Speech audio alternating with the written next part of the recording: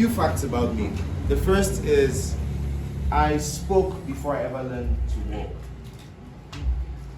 So before I ever started walking, I was speaking. You too, mon collègue. I believe I'm blessed with a gift of speech and communication.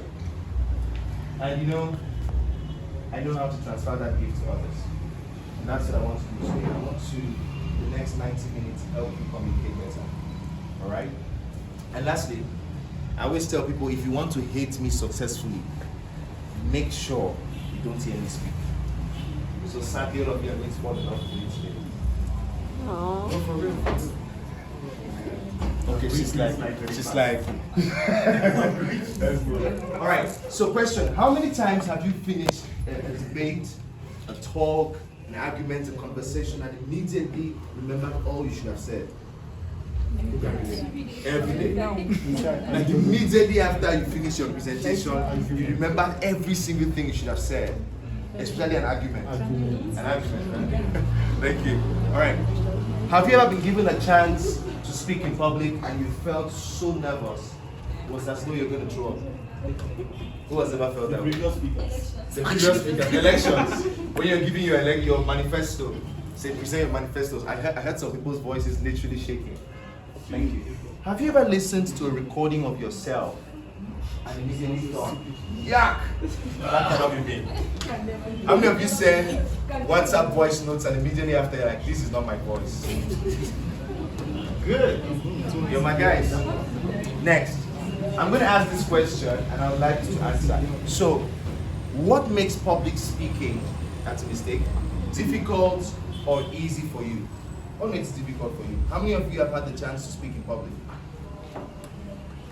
Was it easy? Was it hard? Who found it difficult or challenging? What made it difficult? What do you think were your challenges? And we are going to all participate in the class, yeah? What made it difficult? You can just sit and answer. Okay, there was the anxiety. Anxiety. Who else? Afraid to make errors. The same thing. Who else? Yes.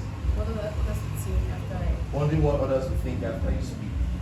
knowing what should be said. Knowing what should be said. You know how you started? You said, knowing what should be said. So you're thinking about what made it challenging for you. Yes, so I saw I had someone. Yes, okay. Remembering what you're supposed to say. Remembering your entire talk. Who else has something? Good. So today, yeah, thank you. Today I want to teach you 4 things basically. The first thing I want to help you do is to prepare your talk. Who remembers the 5 P's? Who remembers? All those who did preparatory classes. Proper preparation prevents poor performance. Hey, you guys didn't do it. You're forgotten.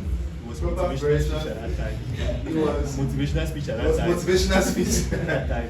The next thing, so I want to help you prepare your talk, to plan like a pro. I want to help you to get and manage attention or keep attention. Alright? When you're speaking to people, you must know how to keep their attention. Next, I want to help you deliver a clear message, to inspire, to persuade, to influence your audience. And finally, I want you to get relevant feedback.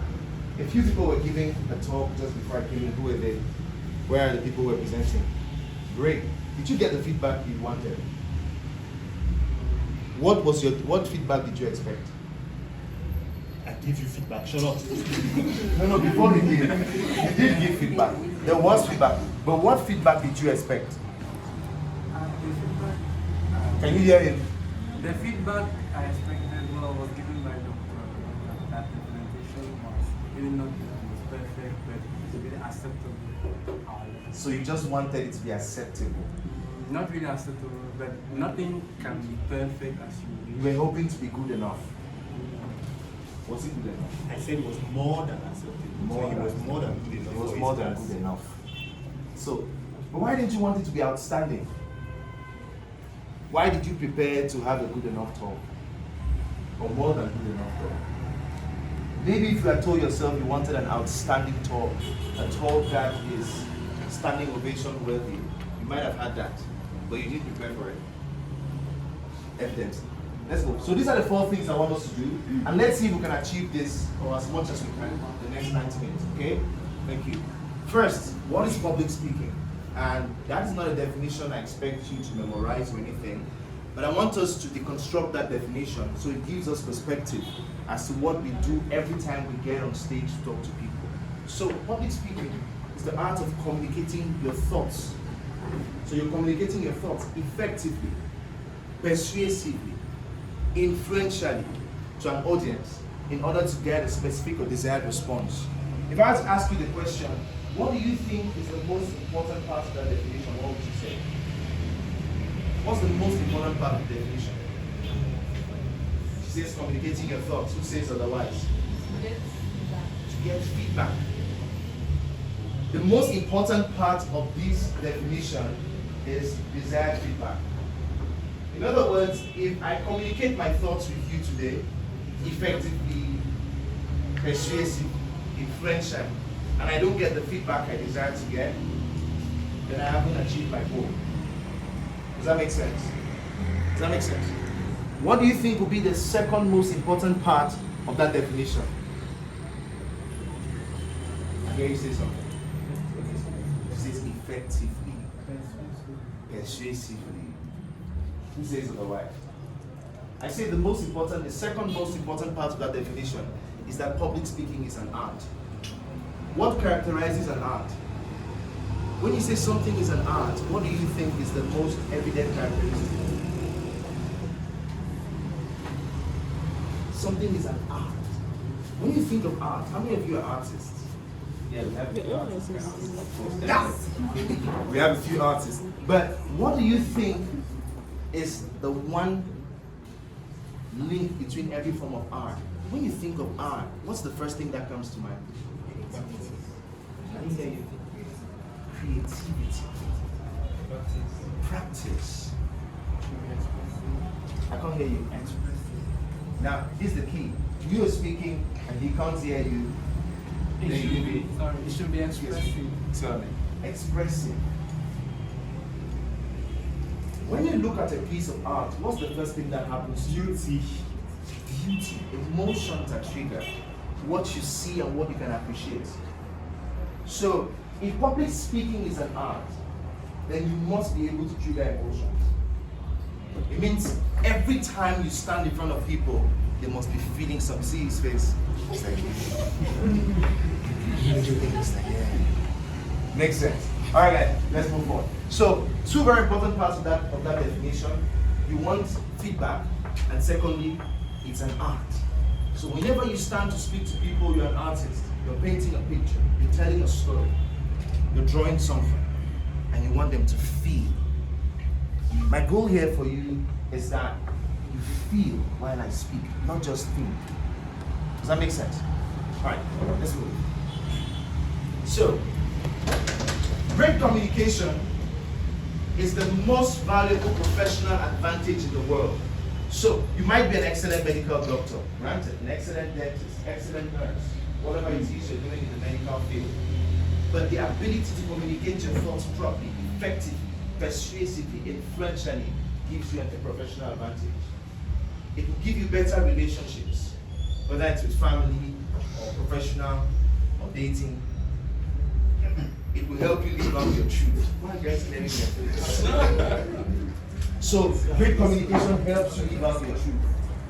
The worst thing is knowing what to do or knowing the way around things and not being able to properly communicate your thoughts. Okay? So, let's move. I want us to do an exercise. 3 volunteers. 3 volunteers. I want 3 people. I need 3 people. Any 3 people. Okay, 3 people who believe that they will make great public speakers. Yes, thank you. Thank you. Yes, thank you. Who's the 3rd? Yes, thank you. I'm going to do something. For the sake of our class, each of you is going to present a 1-minute talk. Here's how you're going to do it. I'll give you a topic. Right? So write down the topic. Write down the topic of your choice. You talk about that topic for 1 minute. Just write it down in your notebook. Just write it down. Topic. Quickly. Write down a topic. Now. Something you can talk about in 1 minute.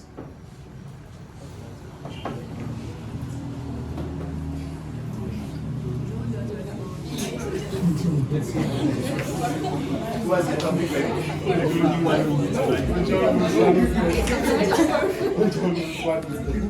Okay, let's make it juicy. Let it be a non-medical, medicine-related topic. Thank you. Let's make it juicy. A non-medicine-related topic. Are you done? Who's done? She's ready. She's ready. This lady, she's out for good. She's out for blood. Okay, I like that. Hold it. Just hold it. Let's see. Interesting topic. Let's see yours. Okay. So here's what we're going to do. 3 of you stand at the front, please.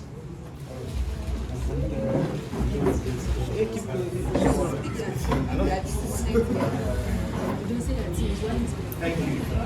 Are you ready? Are you ready? Are you ready with your topic? You're ready? Definitely not. Okay.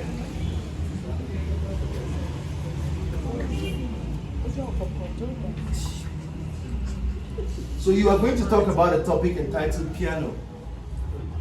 You are going to talk about a topic entitled being a good leader. And you talk about football. Is that okay? So you will talk about football, you talk about being a good leader, you talk about piano. Are your thoughts jumbled up now? Are your thoughts jumbled up enough? Who wants to go first? You go first. Alright, so here's what I'm going to do. I'm going to give you 30 seconds to think and then 1 minute to present. Your 30 seconds start now. So you're thinking, being a good leader. Okay?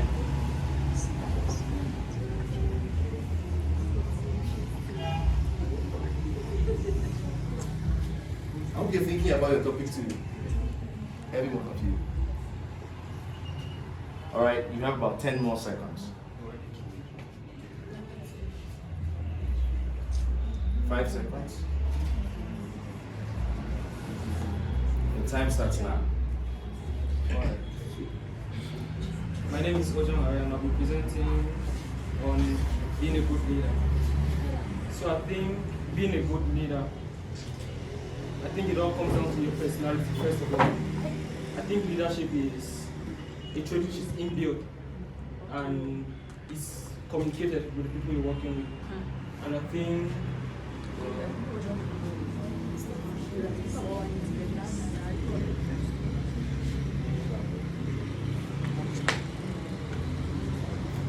being a good leader should show characteristics of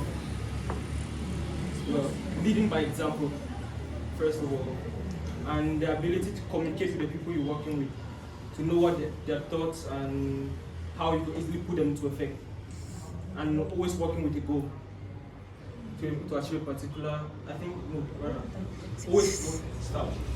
Next. Start. Thank you, Ken. Thank you very much. Next person, you're talking about piano. You got claps, man. That's good. You got claps.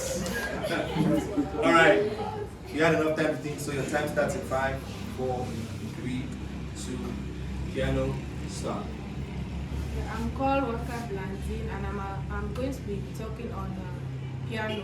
Well, first of all, what is a piano? It's a musical instrument that helps you to either bring out a sound pleasant to the ear, or if you don't manipulate it well, it gives you a sound that is unpleasant. So a piano is like a machine or an instrument that when you touch it, it gives you a sound that helps you produce music. So that's why I say it is a musical instrument. So it works with there's an electrical, the ones that work with electric and the ones that work normally without being connected to the current. I don't know. So I can say, and that's what I can say about the piano. Stop. Thank you. Let's clap it. Start at 5, 4, 3, 2, 1. Football. Okay. Good evening, Camesa. The name is Chaplain Donna Iron Jubilee, Faculty of Medicine, 3rd year. And we are going to talk, or I'm going to talk about football. Football, as many people say, is a sport, but let me just tell you or remind you that football is made up of two words, foot and ball. In foot, we use a part of our organ, a part of our system, It's called the foot. But it's not only the foot, we also use our whole body, but football is because we use our foot to kick a ball. So that's why we say football. And I'll also say that football is not only a sport, but football is also an art.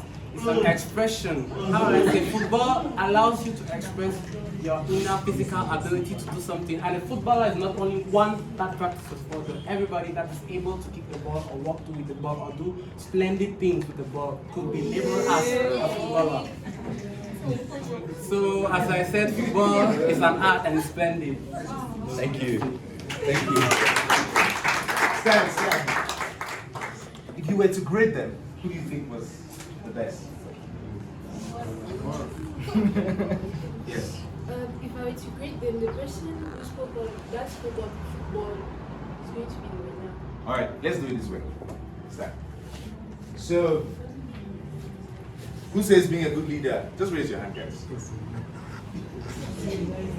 All right, one person. All right, she your girlfriend. Nah. Sorry. Making sure. Who says piano? One guy in the back. Who says football? Football. All right, so football gets the marker for now. So spotlight on you. So every exercise, you're coming first now. You're on the spotlight. Thank you, guys. Please give them a good hand.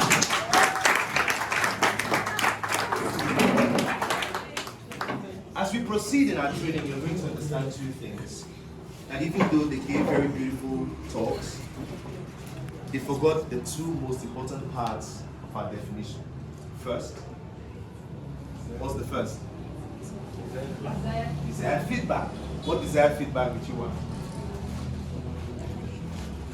You didn't think about it. I know.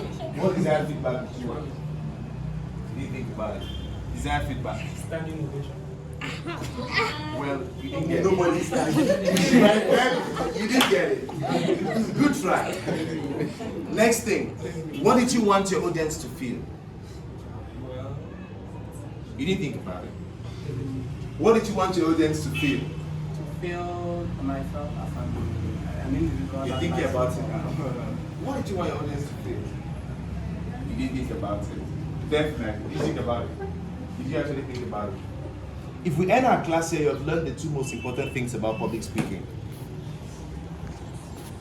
That if I would deliver a beautiful talk, I must think about what I want you to give me back as feedback, what response I'm expecting, and what I want you to feel while I speak. You know, the guy who spoke about football started with a very good start. Then struggle, and struggle. And at the end, you found your way somewhere, right? And you came back to yourself. You know, because the reason why I believe you all voted him is not really because he was very excellent in what he did. Is it? Was he really good? If Camesa had to send one guy to represent you in public speaking, are you sending him now? Really? No offense, guy, but my trainings are always very practical, yeah? So if Camesa had to send one guy to represent you in public speaking, are you sending him? No, seriously, are you guys sending him? Yes or no? Big no, right? But why did you vote him anyways? Because he made you feel something. Football is an art, it's a sport. And guess what? There are many football lovers. So everybody was like, yeah, yeah. They didn't care what you said. What did he say? Really, guys, what did he say? Who knows how he started? It is because you felt something that you can remember. He said something about the foot and the ball, and it's an art. You cannot, if I say, come back and say what he said, you definitely will not. But because you felt something, you say, no, that must be my guy. It was interesting. Is that right? Now, the person who spoke about piano I thought you were going to, make us feel something. That's a musical instrument. So you're defining the piano, and defining, and it was like, already we know. True or false? True. Right? We always spoke about being a good leader. We all expected to feel something, but we did not. And this is where everybody misses the point when it comes to public speaking. They forget that it is an art.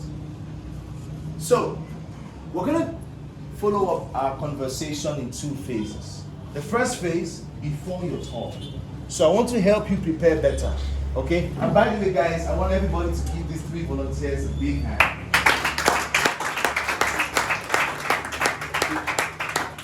That's incredible, by the way. Showing up and trying. And I bet you, if you come back to give this same talk by the end of this class, it'll be better. We'll try that. Okay? So here's the first thing. Before your talk, there are a few things that you have to do, and I want to break those things down to you. The very first is study your audience. One of the reasons why everybody loved the talk on football, or most people loved it, is because there are many people here who love football. Is that true? Do I have any football fans here? Yes, sir. We do. Either you are interested in football, you love football, you like the noise that football creates, so his topic was relatable to the audience he was speaking to. Okay? So, first point, if I'm going to give a brilliant talk, I must know my audience. And I've broken down a number of points that you must know. The first thing, and let's talk about it. What is their gender, age, race, nationality, marital status? Do you think that if I was speaking about, say, sex, right? Is that a good topic? If I was speaking about sex to married people, would it be the same as if I was speaking about sex to unmarried people? Do you think it would be the same thing? Now, if I was speaking about sex to people who are 60 and above, do you think the talk will go the same way as if I'm speaking to people 16 and below? So who you're talking to matters. Okay? So when he came forward, his first move, good evening, Camesa, he had you already. Every other person started with their names. He started with his audience. He was what we call in marketing audience-centric. He honored his audience before he honored himself. Is that true? By the time he said good evening, Camesa, do you know what he did? He made you agree with him before you could ever disagree. He got it, that's right, before he could get any negation. So when he started messing up, for lack of a better word, you were giving him your empathy. You were rooting for him. He says yes, what I'm saying. Right? You were like, come on, you could do this. This is Camesa, because he said, good evening, Camesa. At that moment, he owned his audience. So everybody's now rooting for him. You're thinking, hey man, come on, you can do it. Do it for us. Is that true? He had you. Next, what is particular about their culture? What characteristics unite them? So these are questions to ask. And if you want to give a beautiful talk, these are questions you don't only have to ask yourself, but have answers to. What characteristics unite them? What are their fears and frustrations? What are their aspirations? What are their dreams? Who do they love listening to? How does that person sound? Does that make sense? What jokes will work or not? I bet you, I'm talking to a strange audience. I have to be very careful with my jokes. So you can make a medical joke and they're like, Missed it. you missed it. Like, no, I accept 3. everybody like, no, Grant, forever. You know, we already like you. You didn't have to grant that joke. Missed it. You see what I mean? So, what should I say or not say? So, understanding your audience gives you an advantage. Okay? If I'm speaking to Americans, I will not speak the same way as I'm speaking to my grandmothers in the village. I was working for an organization in 2016 and I had to give a talk in Fiji. I understood that all the Pidgin I speak, when it comes to giving a talk in Pidgin, when you guys go for health campaigns, you give talks in Pidgin. Yes. Mm-hmm. Sometimes, right? And then you have to address those mammies. Mommy, they will have to know, I want your talk say, the enthusiasm way get that for using enthusiasm in Pidgin. That was me a few years back. I was using high grammatical words in Pidgin. You never understand, say, I don't come for debunk the issue. I don't come for debunk the issue. You get what I'm trying to say? So, the way understanding your audience gives you an advantage. Alright? So before you talk, everybody, one, study your audience. Know who you're talking to. What do they like? What do they not like? Is that okay? I'm going to select 3 random people to give a talk, so it's probably going to be you. So prepare. Start thinking. Camesa is my audience. What do they like? Start thinking. Prepare. Next. Point 2. Before I talk, yes, let's move. Before I talk, I must master my topic. And I hurt you guys, right? So you wrote your topic and I gave it to someone else. And now you're like, you stole my topic, you know? Yeah, that was intentional. But the better I know my topic, the easier it is for me to speak about it. How many of you feel stage fright? Go to speak to an audience and your pulse is increasing. You're like, if you have to speak to that same crowd, who wants to give a talk now? Okay, who does not want to talk about anything now in this class? Seriously. I promise. You don't, you're like, please, don't call me for anything. Alright? Like, I beg, God, I beg. Yeah?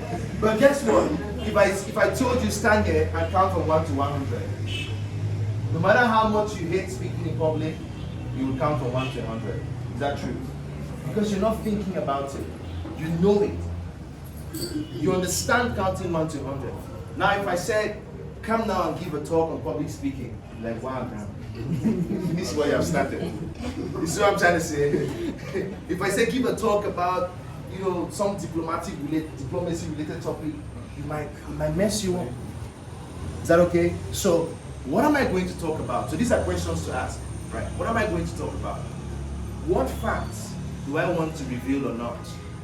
So, when somebody says I'm going to speak on piano, and they understand I'm speaking to Camesa students, these are medical doctors. The average Camesa member is a medical student in the university. They definitely know what a piano is. Do I really want to spend time defining a piano? Do I? No.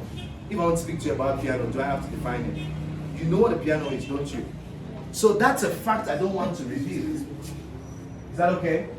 So while it is an interesting fact, while it is good information, it's an unnecessary fact.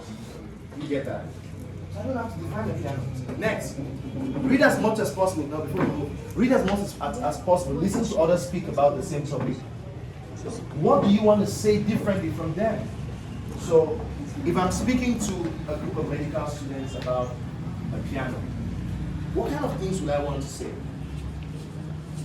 What kind of things would I want to say? Tell me.